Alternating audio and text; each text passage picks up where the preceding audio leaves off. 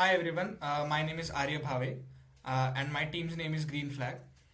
So our problem statement ID is 1672 and in this video we will be showing you the demo and the explanation behind our approach. So in this section I'll explore our existing prototype that we've built using a full stack environment. So let us see if I put some Aadhaar number and an OTP.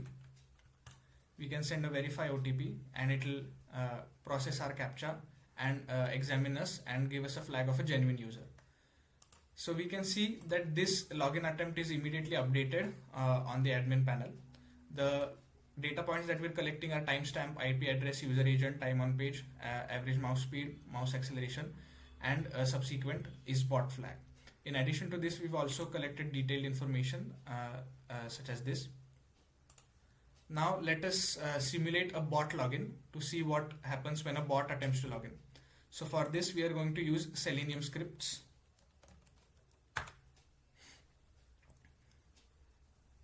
So the red circle is the cursor of the bot. We can see that it fails this verification, and we can see that it immediately gives us a reCAPTCHA. So this is the smart fallback mechanism that I was talking about.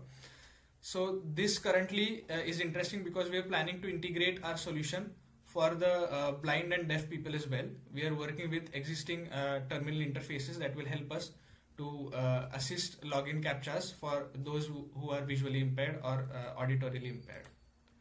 Now coming to the admin panel, we can see that the 3 bot logins are caught here. We can see the detailed information for that as well.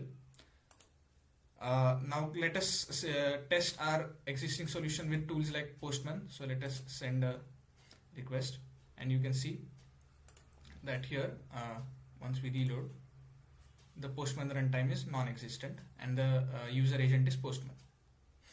Let us look at the detailed information.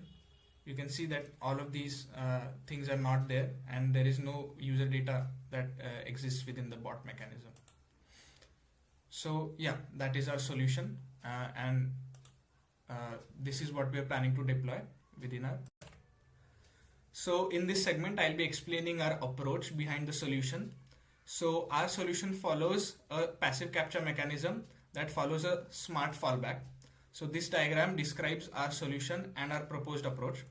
So the data comes in from the front end and it goes through a WAF, that is a web application firewall. Upon passing, it has a 2-pronged approach that execute parallelly. So on the left side, you have a rate limiter and an isolation forest. And on the right side, you have an isolation forest, a browser fingerprint, and a contrastive learning algorithm. On the left side, it is our primary failsafe against DDoS attacks. And on the right side, it deals with bot data and mimicry. So the reason for inclusion of isolation forest is very simple. It is one of the most computationally inexpensive methods that are used in order to have high accuracy results on fixed range data. The interesting part is contrastive learning.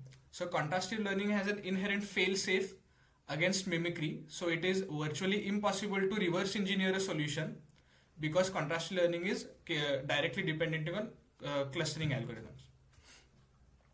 So this is our architecture. So in this architecture, we have made sure to adhere strictly to the UIDAI privacy policies and the existing architecture of UIDAI. So you can see that what we have developed is a full stack MERN solution. We have completely kept the JavaScript applications and everything, all the other components are exactly as same as the UIDAI. All we've really created is a Flask app that is a pluggable middleware. So the role of the Flask app is to simply create a session validation. The only thing that gets passed to the Flask app are the environmental parameters. No user credentials are passed. We have maintained a proper encryption. We are using asymmetric encryption throughout this process. Upon proper session validation, the Flask app will give a green flag to the React app and a socket pipeline will be connected to the front end and the role of the Flask app is finished. So this is the technology stack. You can see that what all technologies and frameworks that we've used. We have also used, or this tech stack is completely based out of what UIDAI is currently using. Then we have the ML model engine. So we conducted extensive surveys in order to evaluate the parameters and the respective impacts. And depending on these parameters that we've collected, we have tailor-made this ML model engine that we're deploying, which tells us properly whether a particular user is a bot, is an attacker, or is a genuine user.